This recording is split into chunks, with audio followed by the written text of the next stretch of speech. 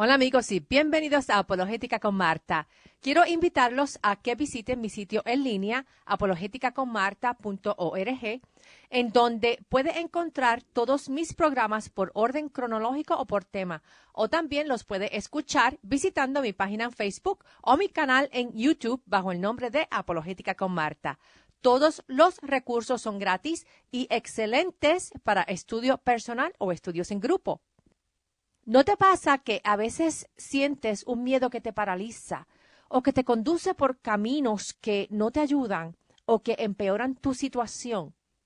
Las incertidumbres y la falta de control sobre las cosas que afectan nuestra vida nos pueden frustrar, nos pueden deprimir, nos pueden hacer enojar con nuestros familiares y amigos, nos pueden quitar la esperanza, nos pueden encerrar en un estado de soledad, nos pueden llevar a la indigencia, a adicciones, al hambre y a la pobreza, y también nos pueden llevar a sufrir enfermedades físicas y mentales.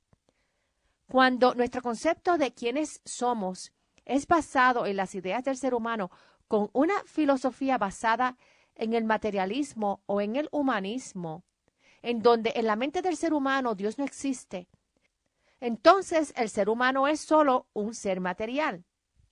Ese ser material solo tendrá existencia en este tiempo presente hasta que el cuerpo cese de respirar. Pero aquel ser que es eterno, que no es sujeto a los límites del tiempo, de la materia y del espacio, porque fue Él quien creó el tiempo, la materia y el espacio. Ese Dios omnipotente, eterno y omnisciente, es el ser quien introdujo vida y respiración en el primer ser viviente. La vida en la tierra se originó de un ser viviente y que aún vive.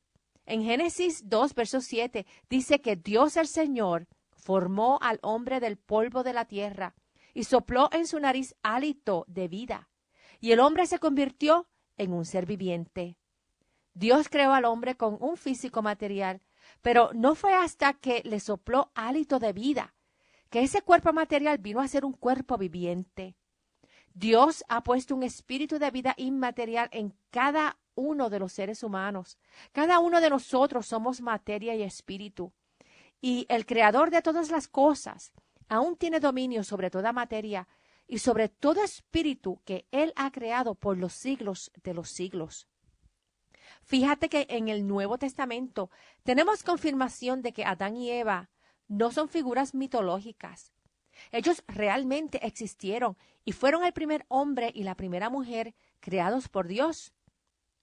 En 1 de Timoteo 2, verso 13, el apóstol Pablo escribió que primero fue formado Adán y después Eva. En Marcos 10, verso 6, dice que al principio de la creación, Dios los hizo hombre y mujer. Jesús mismo se refirió a Adán y Eva en Mateo 19, versos 4 al 6, cuando Él dijo que en el principio el Creador los hizo hombre y mujer. Y dijo, por eso dejará el hombre a su padre y a su madre, y se unirá a su esposa, y los dos llegarán a ser un solo cuerpo. Así que ya no son dos, sino uno solo. Por lo tanto, lo que Dios ha unido, que no lo separe el hombre. Tenemos entonces que Dios creó al ser humano, pero ¿qué más nos dice Dios sobre sus planes hacia nosotros? Vamos a ver el Salmo 8, versos 3 al 8, lo que dice, y lee: Cuando contemplo tus cielos, obra de tus dedos, la luna y las estrellas que allí fijaste, me pregunto, ¿qué es el hombre para que en él pienses? ¿Qué es el ser humano para que lo tomes en cuenta? Pues lo hiciste poco menos que Dios, y lo coronaste de gloria y de honra. Lo entronizaste sobre la obra de tus manos, y todo lo sometiste a su dominio, todas las ovejas, todos los bueyes, todos los animales del campo, las aves del cielo, los peces del mar, y todo lo que surca los senderos del mar. Dios lo creó todo. Y cuando completó todo, Él le dio la responsabilidad al ser humano de tomar dominio y de cuidar de lo que Él había creado. Y si le dio la responsabilidad de cuidar de su creación, también le dio el conocimiento y la habilidad para poder cumplir con su misión. Y Dios confraternizaba con Adán y con Eva en el jardín del Edén hasta que ellos pecaron. Pero fíjate que aún después de Dios pasar juicio sobre ellos, y que aún se refleja en el estado de corrupción en que ha caído toda la creación, Dios aún está presente. Dios aún nos dice, no temas porque estoy contigo. Si en realidad fuéramos solamente materia, nos sería completamente irrelevante el sufrimiento, las causas del sufrimiento y las consecuencias del sufrimiento. Pero aún los ateos tienen que reconocer que el sufrimiento y todas las condiciones que les mencioné al principio, que causan dolor y angustia, son reales. Lo físico corrupto es un reflejo de la corrupción espiritual.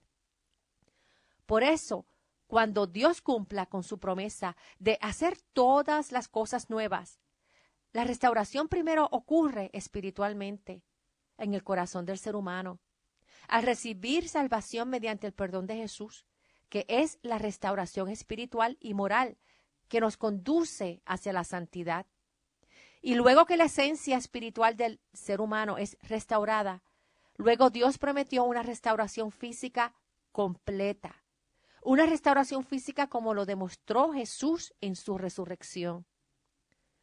Cuando Dios nos susurra al oído y nos dice, no temas porque estoy contigo, Él quiere que en medio de toda circunstancia que te causa temor y sufrimiento, tú confíes en Él porque Él está contigo y tiene el control de todas las cosas hoy día y por la eternidad. Dios aún controla todo tiempo, todo espacio y toda materia. Y todo esto, según el final de Apocalipsis, va a ser restaurado y aún en la eternidad el ser humano continuará con sus responsabilidades en el reino de Dios. Hay personas que tienen el concepto que después de la resurrección estaremos en el cielo, tendremos alas y como los ángeles estaremos tocando el arpa todo el tiempo adorando a Dios. Nuestro cuadro real de cómo seremos en la eternidad lo tenemos en Jesús. Cuando Jesús resucitó, Él resucitó en un cuerpo físico glorificado y material. Nosotros tendremos un cuerpo físico glorificado y material, con el cual podremos vivir en la tierra eternamente, igual que Jesús vivió en la tierra por 40 días después de su resurrección. Y todo lo que el ser humano ha hecho corrupto, Dios lo restaurará por completo. Esa es una promesa que tiene todo creyente, y el Espíritu Santo en el creyente es la garantía de esa promesa futura. El mayor temor del ser humano es temor a la muerte, al dolor y al sufrimiento. Pero Dios nos prometió que en toda circunstancia Él estaría con nosotros, porque Cristo está con nosotros en la muerte, pero está con nosotros en la resurrección. Cuando Él te dice que vayas a algún lugar, Él irá contigo. Cuando Él te dice que hagas algo en servicio a Él o a cualquier necesitado, Él servirá contigo.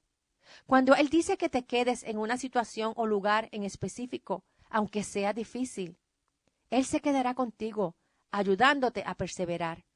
Cuando Él te dice que creas en Él, Él te dará más fe. Cuando Él te dice que tiene planes para tu futuro, Él caminará contigo y te abrirá puertas que jamás pensaste existían, o si existían, te parecían imposibles de abrir y pasar por ellas. Pero Él es el único camino y Él es la única verdad eterna.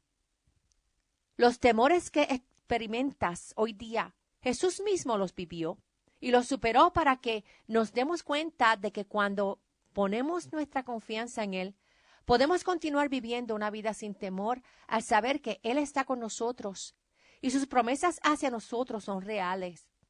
Jesús conquistó la muerte y fue restaurado a la vida. En 1 Corintios 6, verso 14, el apóstol Pablo nos dice que con su poder Dios resucitó al Señor y nos resucitará también a nosotros. Para todo creyente, el miedo a la muerte es aplastado y dominado por la realidad de la resurrección a la vida eterna. El temor a la soledad y de no tener familia o personas que nos aman, eso también Dios lo tiene en cuenta. Primero que nada, el amor bajó del cielo. Dios es amor y Jesús es Dios. El amor vino del cielo revelado en forma física para enseñarnos unas realidades y verdades eternas. Su amor conquista todo temor. En 1 de Juan 4, verso 18, dice que el amor perfecto echa fuera el temor. El que teme espera el castigo, así que no ha sido perfeccionado en el amor. Dios ama perfectamente a sus hijos que confían en Él, y todo el que confía en Él no debe temer al castigo porque no será sujeto a castigo, sino que recibirá su recompensa. La historia del hijo pródigo nos revela cómo Dios aún continúa amándonos, aun cuando nos descarriamos, y nos espera con brazos abiertos cuando nos arrepentimos. En 2 de Corintios 6, verso 18, nos dice que Dios, el Señor Todopoderoso, será un Padre para nosotros, y nosotros seremos sus hijos y sus hijas. Y si nosotros somos sus hijos y sus hijas, es porque al arrepentirnos somos llenos del Espíritu Santo que da testimonio de nuestra relación con Dios Padre. En Romanos 8, versos 14 al 17, Pablo nos dice, porque todos los que son guiados por el Espíritu de Dios son hijos de Dios. Y ustedes no recibieron un espíritu que de nuevo los esclavice al miedo, sino el Espíritu que los adopta como hijos y les permite clamar, Abba Padre. El Espíritu mismo les asegura a nuestro espíritu que somos hijos de Dios. Y si somos hijos, somos herederos, herederos de Dios y coherederos con Cristo. Pues si ahora sufrimos con Él, también tendremos parte con Él en su gloria. Todo creyente está destinado a ser familia de Dios y herederos de sus riquezas, de sus bendiciones y de su gloria. No debemos tampoco temer en llegar al reino de Dios y estar sin un techo sobre nuestra cabeza. Jesús mismo nos dijo en Juan 14, versos 1 al 3 lo siguiente: no se angustien, confíen en Dios y confíen también en mí. En el hogar de mi Padre hay muchas viviendas. Si no fuera así, ya se lo habría dicho a ustedes. Voy a prepararles un lugar, y si me voy y se lo preparo, vendré para llevármelos conmigo. Así ustedes estarán donde yo esté. Nuevamente, esta es una promesa de Jesús, en donde nos recuerda que no debemos de temer porque Él siempre estará con nosotros. En este caso, Jesús mismo regresará por nosotros, por todo aquel que cree y que confía en Él como Dios y Salvador. Y Él mismo proveerá nuestras viviendas en el cielo, y luego restaurará la tierra. Antes de Dios crear el universo y la tierra, su reino eterno siempre ha existido. En este reino viven con Él los ángeles que Él ha creado, y Dios les suplió las necesidades para su existencia según su tipo. Lo mismo sucede desde los tiempos de Adán y Eva, que Dios nos ha suplido con lo que necesitamos para poder vivir en este planeta privilegiado, en donde todos los elementos necesarios para mantener vida en el planeta están perfectamente calibrados. Fíjate en el mismo orden de la creación según Génesis. Dios creó todo. Primero creó la luz, segundo, Él creó el cielo. Tercero, Él separó las aguas de la tierra y creó las plantas y los árboles. Luego, Él creó el sol, la luna y las estrellas en el cuarto día. En el quinto día creó las criaturas que viven en el mar y las aves. En el sexto día creó los animales que viven en la tierra. Y finalmente creó a los seres humanos en su imagen. Dios creó todo en perfecto orden, intencionalmente diseñado y con propósitos específicos. Si Dios hubiese creado a los animales y humanos primero, ¿en dónde los hubiese puesto si el planeta Tierra no hubiese sido desarrollado? ¿Y con qué se hubiesen alimentado si las plantas ni árboles hubiesen existido primero? Fíjate que aún los mismos ateos que creen que el universo y la vida evolucionó, tienen que seguir cierto orden, aunque no lo admiten. Pero, ¿quién determina ese orden y por qué? ¿Con qué propósito hay orden? Ellos claman que el chance finalmente produjo vida. Pero ¿quién estableció las leyes de biogénesis, las leyes de gravedad y todas las leyes físicas que dominan a todo el universo? Esas leyes tienen que tener un origen supernatural, porque no salieron de la nada, ni salieron de la naturaleza, y no son cosas materiales, pero le indican a la materia cómo debe de operar. Desde el origen de la creación, Dios ha mostrado orden, plan y propósito.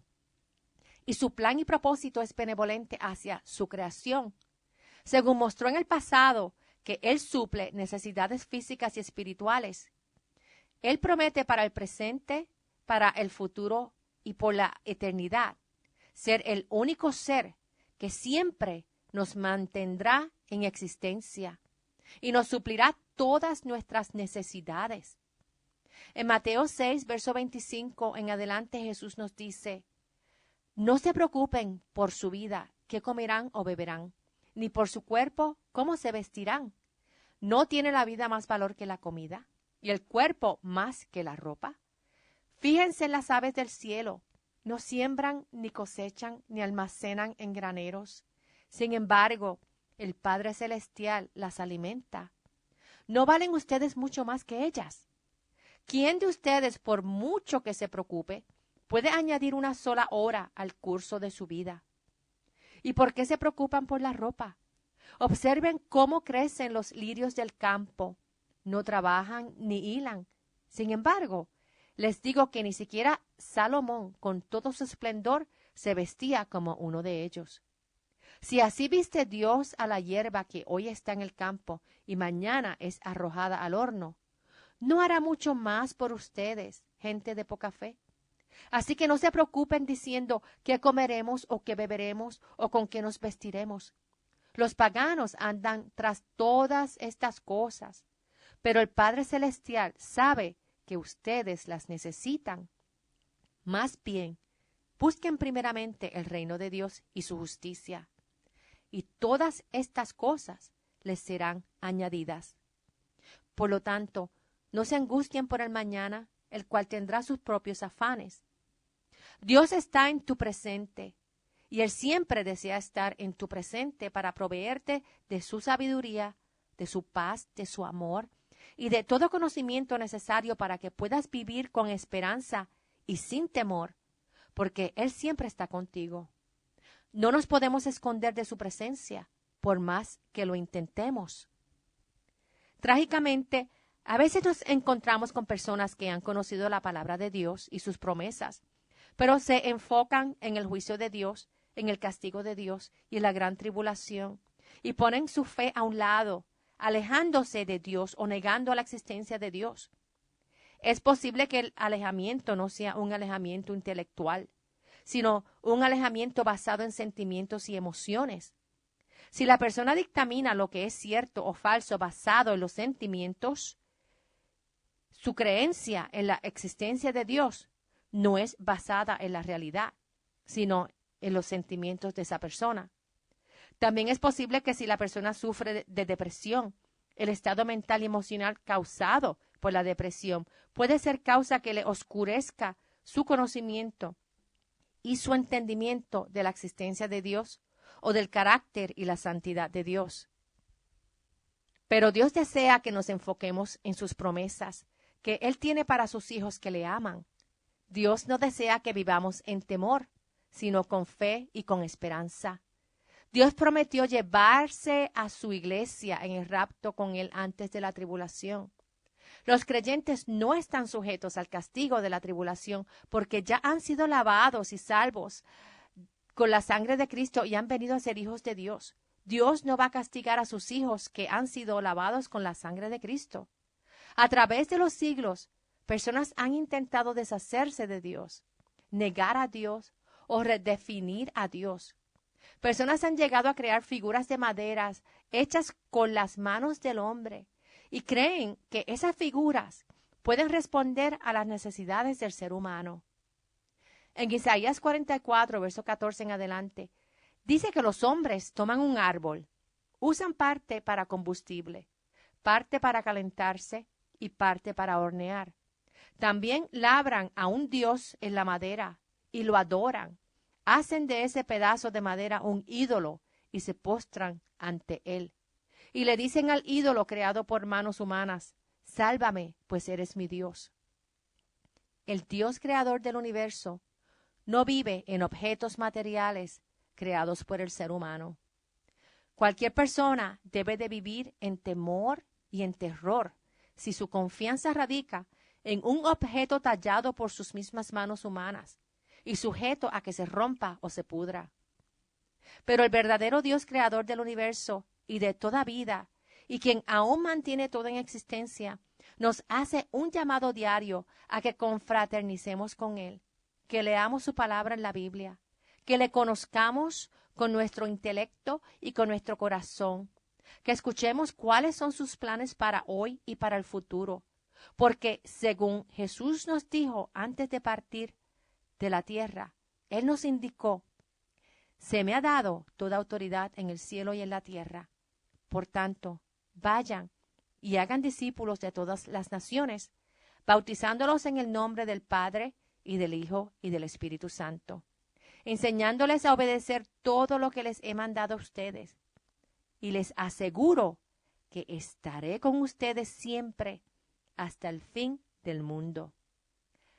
Sí, Jesús está contigo hoy y estará contigo por siempre. Amén. Quiero invitarlos a que visiten mi sitio en línea apologeticaconmarta.org, en donde puede encontrar todos mis programas radiales por orden cronológico o por tema, o también los puede escuchar visitando mi página en Facebook o mi canal en YouTube bajo el nombre de Apologética con Marta. En el sitio en línea también puede encontrar enlaces de estudios y organizaciones dedicadas a la apologética cristiana, y también encontrará una lista de libros recomendados que les ayudarán a incrementar su conocimiento en teología, filosofía y apologética cristiana. Y si tienen alguna pregunta o comentario, se pueden comunicar al 404-483-4132. Que Dios los bendiga y hasta el próximo programa. Chao.